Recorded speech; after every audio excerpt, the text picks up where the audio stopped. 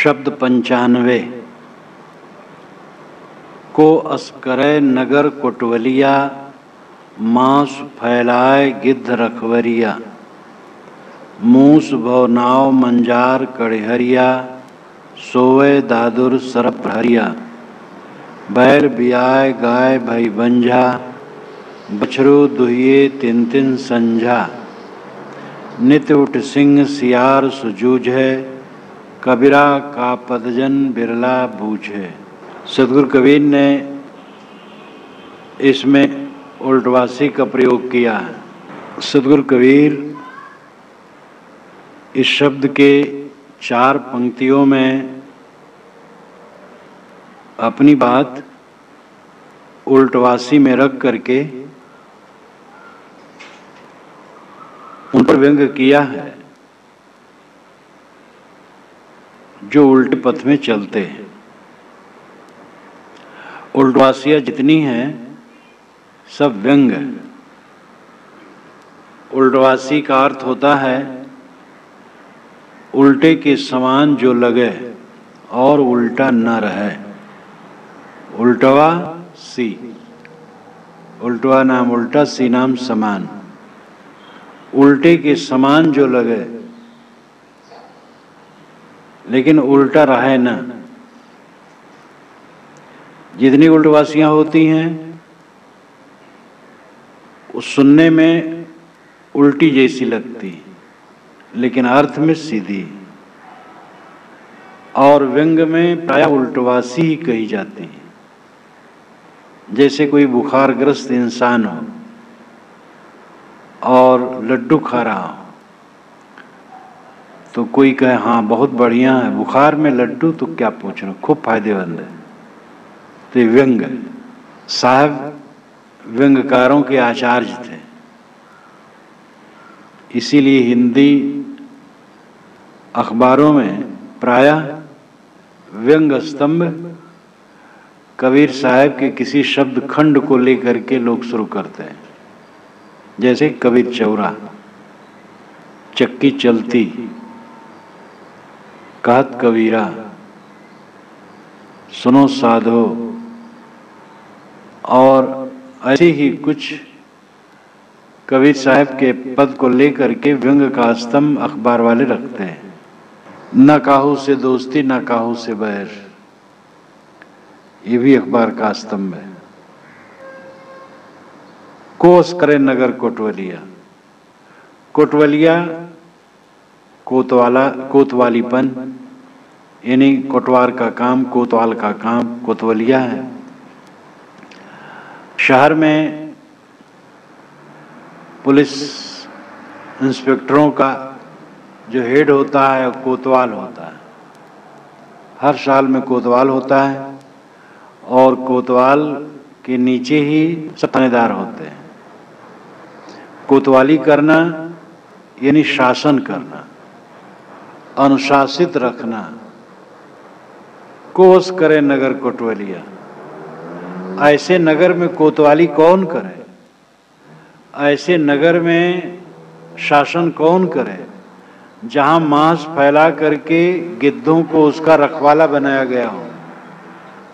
मांस फैला दो चारों तरफ और गिद्ध को कहो कि तुम इसकी रक्षा करना, वो रक्षा करेगा कि खाएगा। गिद्ध तो बहुत आकाश में ऊपर उड़ता रहता है और देखता है कि कहाँ मांस का टुकड़ा है, कहाँ लाश पड़ी है, और वहीं से वो टूट पड़ता है। इसीलिए गिद्ध दृष्टि कहावत है, गिद्धों की दृष्टि बड़ी तेज होती है। गिद्ध आकाश में बहुत ऊंचाई में उड़ते हैं और वहीं से देख लेते हैं कहाँ लाश पड़ी है, और कहीं भी लाश छोड़ दो, पशु इत्यादि की लाश प्राय छोड़ देते हैं मैदानों में, थोड़े समय में पता नहीं कितने गिद्ध आ जाते हैं। देखने की दृष्टि उनकी बड़ी तेज होती है। मांस के गिद्ध लोभी हैं। मांस फैला करके और गिद्ध को रखवाला बनाना बड़ी उल्टी बात है। गिद्ध ही इंद्रियां और मन है, मांस भोग है। अपने चारों तरफ भोग वस्तुओं को फैलाकर, भोग सामग्री फैलाकर, और ये चाहे कि हमारा मन, हमारी इंद्रियां ठीक रहें। कैसे ठीक रहेंगे? अगर कल्याण चाहते हो तो कुसंग से बचना चाहिए। भोग सामग्रियों को फैला करके उसमें मन और इंद्रिय गिद्ध को रखवाला बनाओ, रक्षक बनाओ, तो ये उल्टा है। साधक को बहुत सावधान रहना चाहिए कुसंग से। पुरुष साधक स्त्रियों की संगत करके पतित होता है। स्त्रियों की संगत से वो दूर रहे। स्त्रियों का जहां समागम ज्यादा हो वहां से दूर रहे। जिधर स्त्री दिखाई दे उधर से दृष्टि घुमा ले। स्त्रियों की देखने की इच्छा न करे। स्त्रियों को अपने तरफ से देखने की भावना न हो। सहज दृष्टि जाए तो नम्र कर ले, माता बहन का भाव रखे। असावधानी करने से ये मन गिद्ध कुछ और ही सोचता है। कुसंग में रह करके बलवान से बलवान साधक भी पतित हो जाएगा। सुसंग में रह करके कमजोर से कमजोर साधक भी टिक रह सकता है। अब अगर कोई सुसंग में है लेकिन अपने मन में कुछ और पालता है तो उसका भी कल्याण नहीं है। सुसंग में रहे और तन जैसे रहे मन भी दे। जो तन और मन सुसंग में देगा निश्चित है उसका कल्याण होगा। साहब कहते हैं कि मांस को फैला करके गिद्ध को रखवाला बनाना ये अनर्थ है। भोग सामग्री चारों तरफ फैला करके मन और इंद्रियों को संयमित रखने का भ्रम करना अपने आप को धोखा देना है। भोग से दूर रहो। शरीर रक्षा के लिए परिमित वस्तुओं का उपयोग करो। जीवन निर्वाह में भी विलासी न बनो। जीवन निर्वाह में भी ख्वाहिश वाले न बनो। तो साहब कहते मांस फैला करके गिद्ध को रखवाला बनाना जैसे बेवकूफी है, वैसे ही भोगों के बीच में रह करके इंद्रिय संयम का भ्रम करना अपने आप को धोखा देना है। और ऐसे आदमी की कोतवाली कौन करे? गुरु कौन बने? गुरु बेचारा क्या करेगा ऐसे शिष्य को? मूस भव नाव मंजार कड़हरिया, सोए दादुर सरप पहरिया। मूस भव नाव,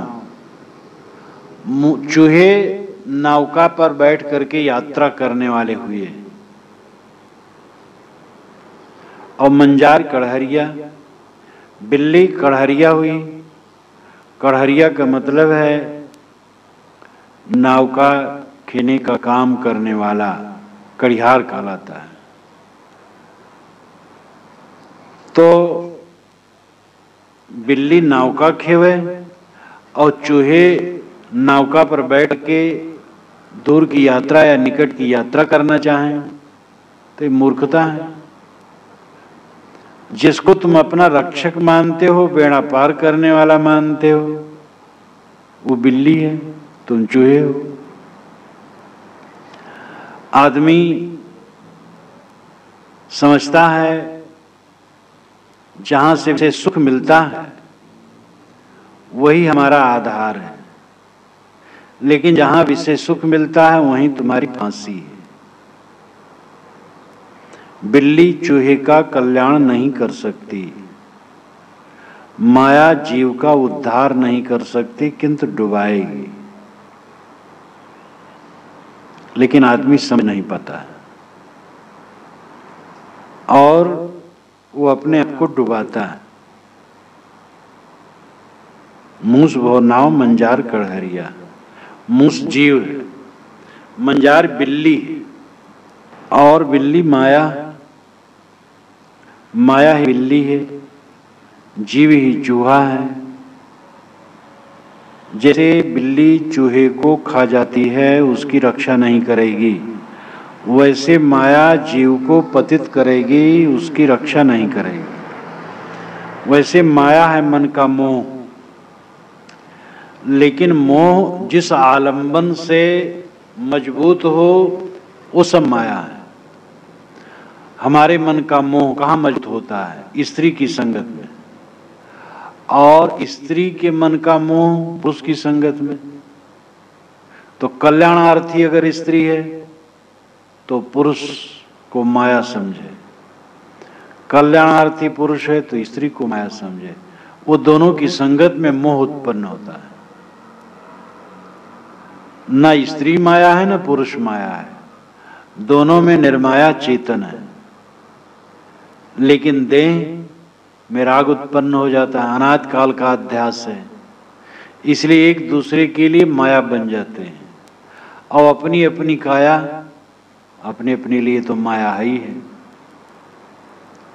माया है मन का मोह, लेकिन वह मोह जिन जिन आधारों में बने वो सब आधार माया बन जाते हैं। सोए दादुर सरब पहरिया। दादुर मेढक कहते हैं। मेढक सोते हैं और सांप पहरा देते हैं। मेढक तो सांप का आहार है। सांप झुरमुटों में सावधान बैठता है जलाशय के किनारे, और जहां मेढक सामने आया बस एकदम सर से उड़ करके पकड़ लेता है और निगल जाता है। कई जानवर हैं जो चबाते नहीं हैं, दांत भी उनके नहीं होते हैं, वो पकड़े और निगल गए। एक बार चूहा को मैंने एक मेढक को देखा, मेढक बैठा था, बस एक कीड़ा सामने आया और बड़ा कीड़ा था, बस दौड़ करके निकल गया, निकल करके बैठा रहा और उसके पेट में वो कूदे और ताकता रहे टकर टकर, चबाता वबाता कुछ नहीं है। और रासायनिक द्रव्य उनके पेट में ऐसा होता है कि वो गला देता है पूरा। कैसा संसार है। मेढक कीड़ों को खिलाया है, सांप मेढक को, मोर सांप को, और सिंह मोर को, और सिंह के पीछे यदा कदा शिकारी। लेकिन शिकारी मनुष्य को मौत उसके पीछे लगी। कैसा एक को एक खाते रहते हैं। ये संसार कितना भयानक है, जहां एक दूसरे को नोचते हैं।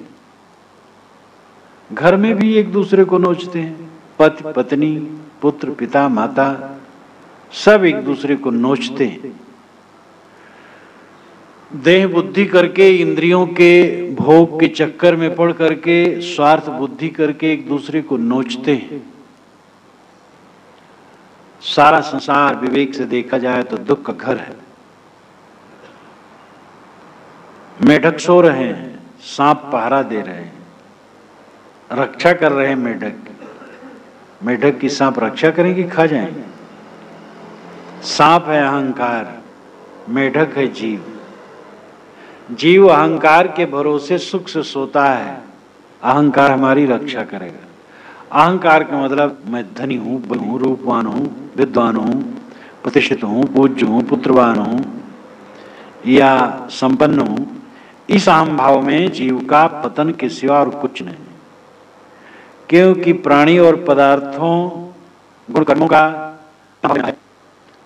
उतना हमारा चित्त ढकता है, आवरणित होता है, और हम भूल जाते हैं।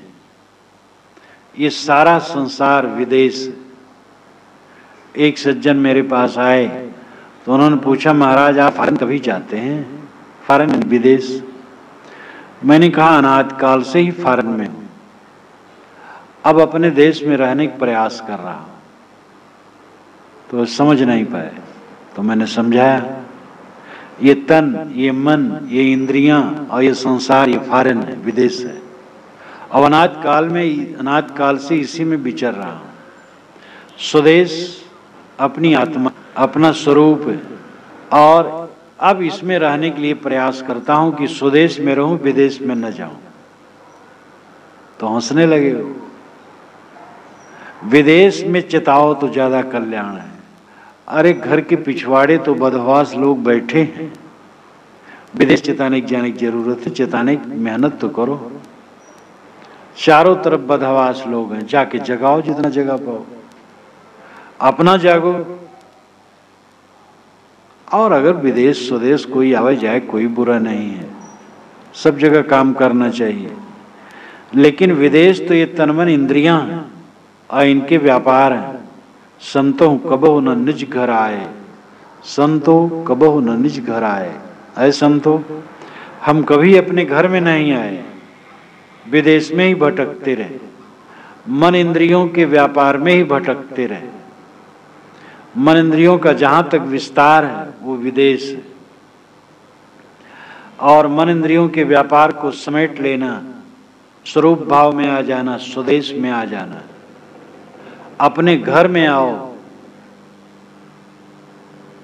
याज्ञवल्क्य ने जनक को बृहदारण्यक में बृहदारण्यक उपनिषद में उपदेश करते हुए कहा, आत्मज्ञान दिया और कहा ये आत्मा ही ब्रह्म है, और आत्मा में स्थित हो जाना ही ब्रह्मधाम में पहुंच जाना है। ऐ जनक, मैंने तुमको ब्रह्मधाम में पहुंचा दिया। बहुत मार्मिक वहां उपदेश है, जो उपनिषद सौरभ में अच्छी तरह से विवरण पूर्वक आएगा। तो याज्ञवल्क्य ने कहा, ऐ जनक, मैंने तुमको ब्रह्मधाम में पहुंचा दिया, ब्रह्मलोक में पहुंचा दिया। ये आत्मलोक ही ब्रह्मलोक है, आत्मा ही ब्रह्म है, निस्वरूप ही परम धाम है। ब्रह्मधाम, साकेत धाम, गोलोक, शिवलोक, सतलोक, जन्नत, स्वर्ग, अनेक शब्दों में जो अनेक मत वालों ने कहा है, सबका फलितार्थ है स्वरूप स्थित, अपने स्वरूप में विश्राम। बाहर की सारी चीजें एकदम भर से छूट जाएंगी, कुछ रहेगा नहीं। बाहर की चीजों में मोह करके जो बैठा है, अपने आप के साथ घोर अन्याय कर रहा है, और हर इंसान अपने गले में छुरी रेत रहा है, अपना ही पतन कर रहा है। बाहरी चीजों में मोह ममता बना करके अपना विनाश कर रहा है। साधक को चाहिए कि अपनी तरफ लौटे। तो अहंकार जीव का कल्याणकारी नहीं। सांप मेढक का कल्याण नहीं कर सकता, वो तो खा जाएगा। अहंकार जीव का कल्याण नहीं कर सकता, अहंकार जीव का पतन करेगा। सोए दादुर सरप पहरिया, बैल बियाए गाय भई बंझा। साहब की उक्त कितनी अद्भुत अद्भुत है। बैल बियाए गाय भई बंझा। पहले जब कबीर पंथ से मैं परिचित हुआ और बीजक देखने लगा मूल, तो ऐसी ऐसी पंक्तियां देखूं तो एकदम आश्चर्य हो जाए। तब खोजूं कहाँ मिलेगा इस अर्थ।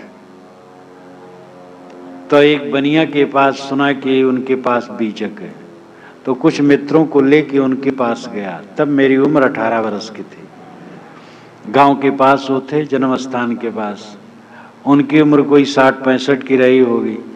जब बुलाया गया तो घर में से निकले, पूछा, कहे हाँ भैया रहा तो, लेकिन वो पता नहीं कहाँ चला गया। वो बताए नहीं। वो सोचे कौन जाने लड़के हैं, हाथ मिले ले लेके चला जाए। और कभी ऐसा स्वभाव नहीं था मेरा, लेकिन वो दिए नहीं। तब ये हुआ कि बंबई से मंगाओ तो मिलेगा, और उस समय कोई कहे 20 रुपया उसका लगेगा। अब ये सन 50 में 20 रुपया दाम बहुत होता है। तो मन तो ऐसा नहीं हुआ बंबई से मंगावे। इतने में एक कुटी पर मिल गया। तो फिर उनसे कहा, महाराज से कहे ठीक है ले जाओ पढ़ो। तो मैं उसको झोले में हर समय रखे रहा, हाथ झोले में हर समय रखे रहूं, पढ़ूं, जहां कहीं जाऊं आऊं बस हर समय साथ में। तो पहले ऐसे ऐसी चीज को छान छान के देखूं, ये बैल कैसे बिया गया,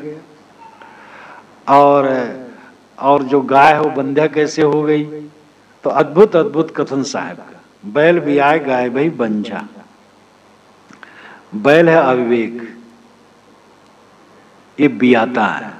पशु बियाते हैं, पशु जब पैदा करते हैं तो उनको बियाना कहते हैं, और साहेब व्यंग में बियाना ही कहते हैं, कहीं भी बियाए। तो बैल बियाए, बैल प्रजनन करने लगा, अविवेक बच्चा पैदा करने लगा, काम क्रोध लोभ मोह राग द्वेष बहुत बछड़े पैदा किया, और गाय भाई बंझा, सद्बुद्धि गाय है और बंध्या हो गई। उल्टी चाल चलने से इंसान को क्या होता है, उसका अविवेक फलता फूलता है और सद्बुद्धि सुप्त हो जाती है।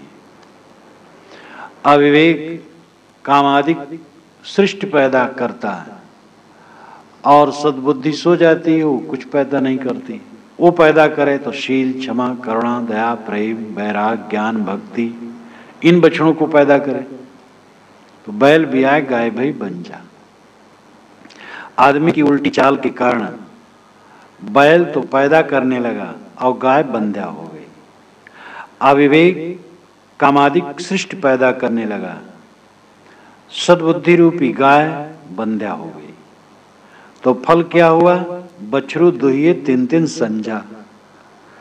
तीन तीन संध्या को लोग बछरू दुहने लगे। गाय दुही जाती है, साहब कहते नहीं बछरू दुहा जाता है। कैसी साहब की खोपड़ी थी, सोचने का तरीका, कैसी प्रगल्भ बुद्धि, सोच कर लेते थे। काम क्रोध लोभ मोह यही तो बछरू है, और इन्हीं को अविवेक ने पैदा किया है, और इन्हीं को रात दिन लोग दोहते हैं। काम क्रोध लोभ मोह इसी का दोहन करते हैं। जब देखो काम का चिंतन, क्रोध का चिंतन, लोभ का चिंतन, मोह का चिंतन, वैर का चिंतन, आसक्ति का चिंतन, इस प्रकार काम क्रोध लोभ मोह इन बछड़ों को लोग दुह रहे हैं, इन्हीं को पी रहे हैं बड़े प्यार से। कामादिक वृत्तियों में डूबे हैं, और एक बार नहीं तीन दिन संध्या। संध्या का शुद्ध शब्द है संध्या। संध्या का मतलब है जोड़। तो संध्याएं होती हैं, प्रातः मध्याह्न सायं आधी रात। रात और दिन की संध्या सुबह है, दिन के दोनों पक्षों की संध्या दोपहर है, दिन और रात की संध्या सायं है, के दोनों पक्षों की संध्या आधी रात। चार संध्याएं। लेकिन आदमी रात में सोता है, इसलिए आधी रात की संध्या को संध्या नहीं माना गया, न तो संध्योपासना में उसको रखा गया न और किसी में। इसलिए तीन संध्याएं मानी गई, प्रातः मध्याह्न और सायं। और इसी में उपासना करने के लिए वैदिक ऋषियों ने आर्डर दिया।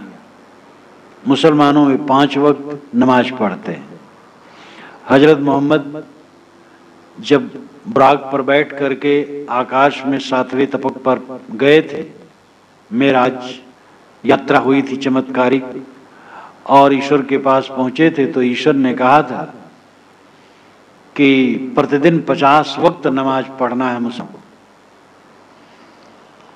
तो जब लौटे तो और 7 फाटक थे, तो पिछले वाले फाटक पर जो महापुरुष थे पैगंबर दूसरे, वो कहे बतलाओ मुसलमान 50 बार पढ़ पाएंगे, निभा पाएंगे?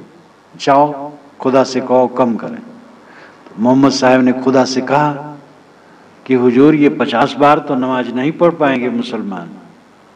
तो उन्होंने घटाया, कई बार उन्होंने लौटाया, फिर गए, तो खुदा घटाते गए 50 से 25, 20, 10, फिर 5 में आए, तो उन्होंने कहा चलो 5 निभ जाएगा। एक चमत्कारिक काल्पनिक बात है। हजरत मोहम्मद ने 5 बार नमाज तय किया, खास बात है। लेकिन हिंदुओं में 3 बार संध्या मानी गई। बछरू दुहिए 3-3 संध्या, सुबह सायं मध्याह्न तीनों बार बछरू दुहा जा रहा है। इसका अभिप्राय है समय की समग्रता। 3-3 संध्या का मतलब है समय की समग्रता। पूरे समय में आदमी काम क्रोध लोभ मोह का ही दोहन करता है। दया क्षमाशील विचार है ही नहीं, क्योंकि सद्वृत्ति सद्बुद्धि तो बंध्या हो गई है। नित उठ सिंह सियार सो बूझे, कबीरा का पदजन बिरला बूझे। नित उठ सिंह सियार सो जूझे। साहब कहते नित उठ करके सिंह सियार से लड़ता है। सिंह भला सियार से लड़ेगा? उसको लड़ना क्या है? एक पंजा मार दे, सियार की मौत। सिंह जीव है, सियार गंदी आदतें हैं, और रोज रोज उठ करके आदमी उसी में जूझता है। जूझना नाम भिड़ना। नींद खुली, बच्चा चाहिए कुल्ला चाहे न करे। दिन चढ़ाई खुली नींद तब पीने लगे बेटी लेट। हाथों में अखबार आ गया, मुख में सुलग रही सिगरेट। काफी और सिगार दोस्त होते, फिर आप बनाते बाल। पाखाने के बाथरूम में नहा नहा हो रहे निहाल। एक कवि ने लिखा है, सुबह जब दिन चढ़ाया तब नींद खुलती है बाबू लोगों की, और नींद खुली तो बेटी लेट। लेटे लेटे बेड पर टी चाहिए, चाय चाहिए, कुल्ला उल्ला करने की जरूरत नहीं। सिगरेट वाले सिगरेट दाग लिए। सुबह उठे, मोह की वासना सवार हुई। भय, क्रोध, चिंता, फिक्र, द्वेष, ईर्ष्या, ये गंदी गंदी आदतें मनुष्य के चित्त को चालने लगी। और ये सिंह, समर्थ सिंह जीव अपनी गंदी आदतों में जूझने लगा। कहते महाराज क्या करें, 20 वर्ष से सिगरेट पीते हैं, कैसे छोड़ दें? इतने कायर बच जाते हैं लोग। तो सिंह का सियार से ही जूझना है। जीव का अपनी गंदी आदतों में जूझना है। जूझना नाम भिड़ना, पस्त होना, नष्ट होना। कबीरा का पदजन बिरला बूझे। कबीर साहब कहते मेरा पद कोई बिरला ही पूछेगा। यही ऊपर वाला पद है, न भेज जाने तो कैसे पूछेगा। लगता है पंडितों को बड़ा गर्व था अपनी संस्कृत भाषा का। तो साहब ने कहा अच्छा मेरी संस्कृत तुम समझो। तो उन्होंने ऐसी ऐसी उल्टवासी बनाई कि पंडित लोग परेशान हो गए। तो ये भी लगता है कि पंडितों को मत देने के लिए भी उन्होंने उल्टवासियां कही। और व्यंग वचन अद्भुत रस उत्पन्न करता है इंसान में। अरे ये कैसे? तो वो जागृति आती है, उसे सुनने की चेष्टा होती है। इसलिए साहब ने व्यंग में कहा। व्यंग वचन मार्मिक होते हैं। कबीरा का पद जन बिरला बूझे। कबीरा से अर्थ जीव भी है। जीव का पद स्वरूप कोई बिरला बूझता है। पदनाम स्वरूप। जीव का स्वरूप कोई बिरला समझता है। जो जीव का स्वरूप समझ लेता है, यानी अपने आत्मा के स्वभाव को समझ लेता है, निस्वरूप का विवेक हो जाता है, तो मांस फैला करके गिद्ध को रखवार वो नहीं बनाता। यानी वो भोगों से परहेज करता है। समझता है भोगों को त्याग करके तब इंद्रिय और मन का संयम होगा। और वह माया बिल्ली से सावधान रहता है, और अहंकार से सावधान रहता है, और अविवेक से सावधान रहता है, कामादिक से सावधान रहता है, गंदी आदतों से दूर रहता है। जैसा अपना निर्मल स्वरूप है उस प्रकार वो निर्मल दशा में रहता है।